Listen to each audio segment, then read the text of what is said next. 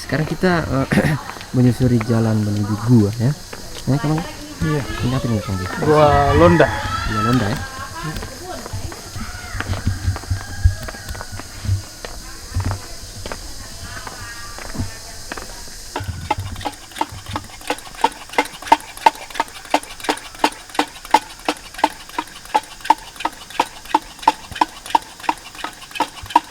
Ini sih kita sudah menyalakan lampunya.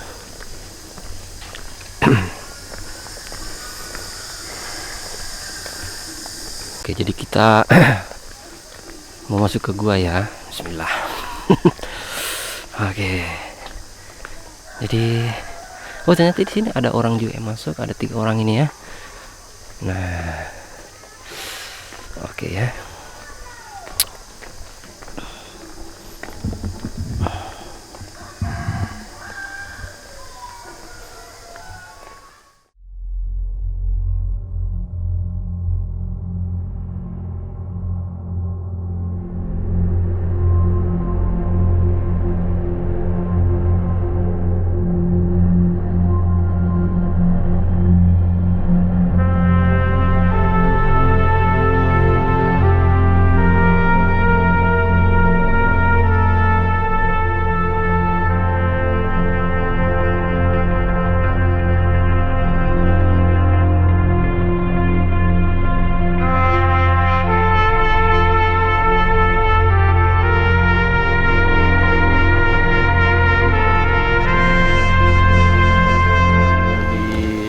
Dalam bentuknya kayak lesung. Berarti kayu utuh Pak ya? Iya. Dan dulunya satu peti itu mereka gunakan untuk satu keluarga inti Pak. Jadi biasanya tinggal tulang baru mereka ditumpuk ke dalam. Dan mengapa dulunya mereka gunakan peti seperti itu karena mereka belum punya peralatan untuk membuat peti. Makanya mereka hanya mengambil kayu yang itu. Jadi beda dengan yang peti sekarang yang modern punya itu kan sudah terbuat dari papan. Ini sudah modern. Nah, terus mereka yang dikubur di sini itu memang asalnya dari satu rumpun keluarga, satu marga namanya marga Tolengke. Ya, cuma dalam satu marga ini sebenarnya mereka masih ada perbedaan kasta. Jadi di sini ada 3 tingkat kuburannya, terus makin tinggi kuburannya makin tinggi derajatnya. Oh gitu ya. Ya, jadi tingkat 2 dengan 3 ada di tebing atas sana. Nanti kalau kembali dari dalam gua bisa lihat dari depan sana kelihatan dari jauh kuburannya. Ini yang dibangun ini patung ini terbuat dari kayu. Oh, kayu semua ya. Tapi patung-patungnya ini memang dibuat semirip mungkin dengan yang meninggal.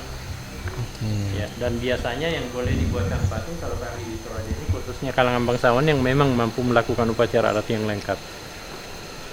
Jadi biasanya salah satu standar upacara adat mereka itu minimalnya 24 ekor kerbau yang mereka korbankan pada saat mereka diupacarakan. Jadi mereka inilah yang paling tinggi derajatnya, paling tinggi juga kuburannya di pintu atas.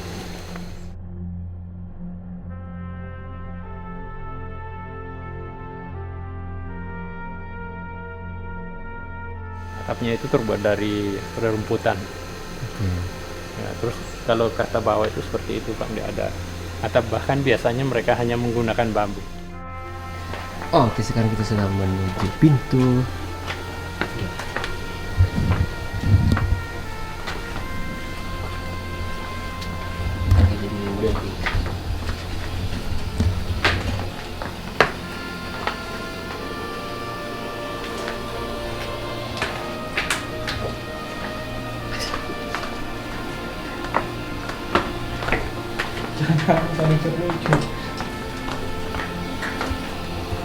Nah, kalau guanya ini Pak memang terbentuk dengan sendirinya, memang bentuknya alami.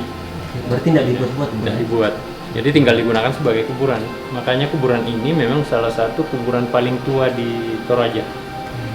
Ya, juga paling besar.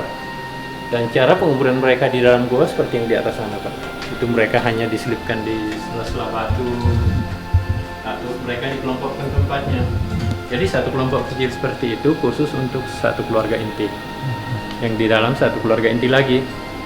Jadi memang mereka sudah di kafling tempatnya supaya keluarga lebih mudah untuk memperhatikannya. Nah, terus ada yang kecil petinya. Kalau yang kecil petinya itu sebenarnya anak bayi. Ya, cuman anak bayi yang boleh dikubur ke dalam gua ini khususnya mereka yang sudah tumbuh gigi. Oh, Jadi ya. berarti kalau yang belum ada giginya. Jadi biasanya kalau ada bayi yang belum tumbuh gigi meninggal, itu mereka dikubur ke dalam lubang pohon. Ya, dan mengapa mereka dipisahkan? Itu karena menurut kepercayaan dulu di Toraja katanya yang belum tumbuh gigi itu masih dianggap suci, makanya mereka dipisahkan dengan yang dewasa. Terus biasanya pohon yang mereka gunakan itu pohon yang bergetah putih. Ya, karena menurut mereka getah putih itu sebagai pengganti ASI. Ya, karena itu kan mereka percaya bahwa pohon itu sebagai pelanjut kehidupan mereka.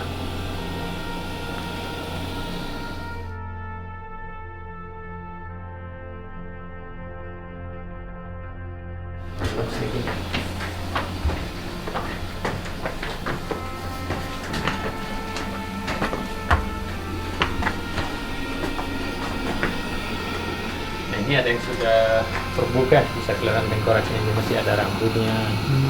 Nah, terus ada rokok dengan koin-koin, itu merupakan sesajian dari keluarga yang datang berkunjung. Nah, untuk satu kelompok ini khusus untuk satu keluarga inti lagi. Jadi mengapa mereka dikelompokkan tempatnya? Itu karena biasanya kalau peti-petinya sudah hancur seperti ini kan keluarga boleh mengganti peti yang baru. Ya, cuma pada saat keluarganya mau ganti peti itu harus melalui ritual lagi. Jadi memang ada dari awal itu lagi. beda. Kalau ritual pemakaman itu namanya rambu solo. Nah, terus kalau ritual penggantian peti itu namanya ritual mak nenek. Ya, jadi dalam rangka upacara mak nenek itu biasanya mereka adakan itu seperti penggantian peti yang sudah lapuk. Terus biasanya kalau ada yang masih utuh mayatnya yang bentuknya seperti mumi, itu biasanya mereka bersihkan terus diganti pakaiannya. Terkadang dimandikan dulu. Jadi juga sekalian pembersihan goa seperti sesajian-sesajian, bekas-bekas seperti itu dibersihkan semua. Juga biasanya penggantian pakaian-pakaian patung, penyangga-penyangga peti.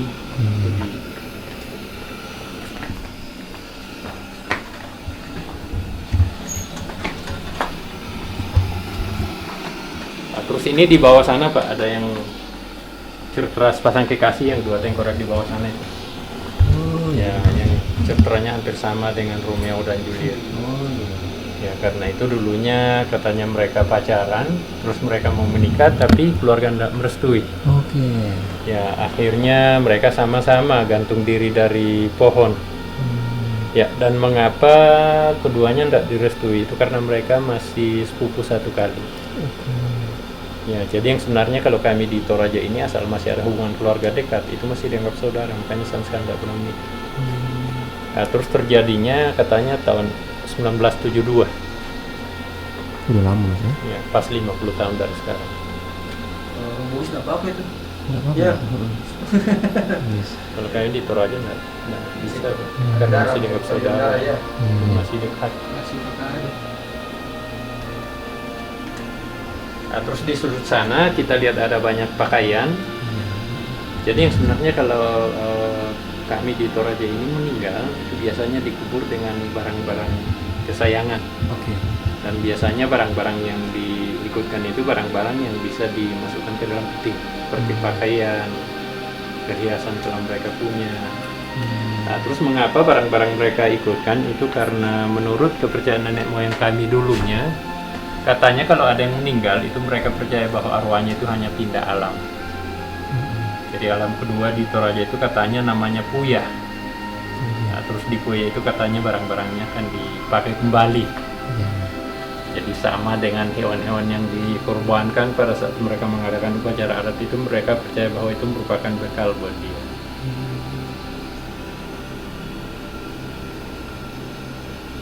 Mau foto dengan tengkoraknya Pak di bawah? Tidak apa-apa kalau mau foto. Ini nih. Boleh. Yang Boleh, bujangan boleh. Kalau nggak boleh. apa-apa. ini. Yang bujangan nih. Waduh. Kan lupa bunyi gitu ini. Tambah.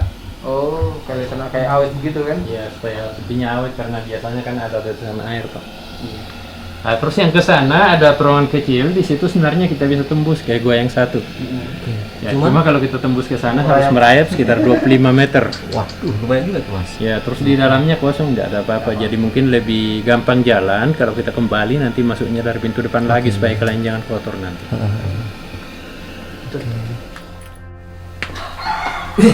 So tembus kita.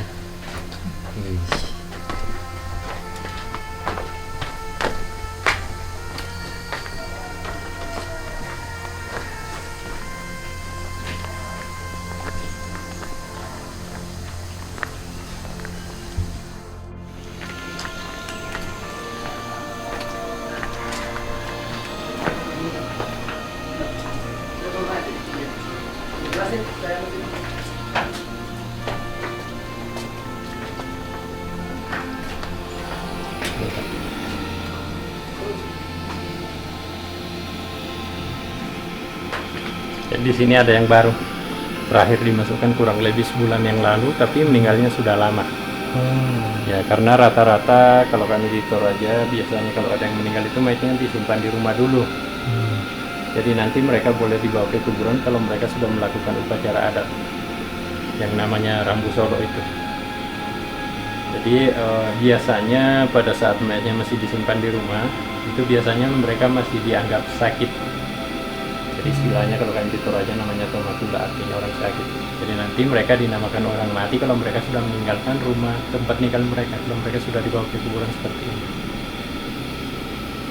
Jadi biasanya juga lama tidaknya di rumah itu biasa tergantung dari biaya yang mereka butuhkan pada saat mereka mau diupacarakan. Nah terus yang tinggal tengkorak di atas sana itu sudah lama semua, sudah puluhan tahun, bahkan mungkin ada yang ratusan tahun. Foto-foto boleh Pak, tolong foto-foto, nggak apa-apa. Itu bisa berdiri di bawah sana, di samping batu di bawah sana, fotonya terjelma, jadi kelihatan semua. Oh, berarti kepala di atasnya itu? Iya. Oh, gitu. Kamu ke? Masuk dulu sendiri ya? Harus kepala. Ya. Terus ke dalam Pak, nanti kita putar ke dalam.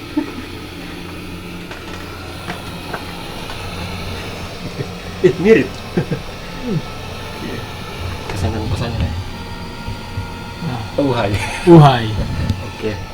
Makanya dibawa mereka naiknya itu ikut akar-akar pohon dengan sela-sela batu. Oke. Jadi setelah mereka sampai di mulut gua, mereka buang tali ke bawah. Setelah itu petinya diikat, baru mereka tarik ke atas. Berarti hanya orang khusus berarti yang Iya. manjat situ Mas ya? Biasanya keluarga yang boleh naik karena risikonya tinggi sekali. Itu kan mereka manjatnya alami. Waduh. Nah, terus kalau kuburan paling atas yang punya patung itu cara naiknya itu mayatnya dibawa lihat samping gunung dulu. Jadi selama sampai di puncak, di situ petinya diikat. Setelah itu ada yang turun ke bawah, mereka pakai sebatang bambu turun. Tangga bambunya seperti tangga bambu yang naik di patung itu. Oh, yang gitu ya. Ya, jadi setelah mereka sampai di bawah, itu biasanya mereka menunggu di mulut gua. Lalu petinya pelan-pelan diturunkan pakai tali. Jadi setelah petinya sampai di bawah, mereka tadah terus dorong ke dalam gua.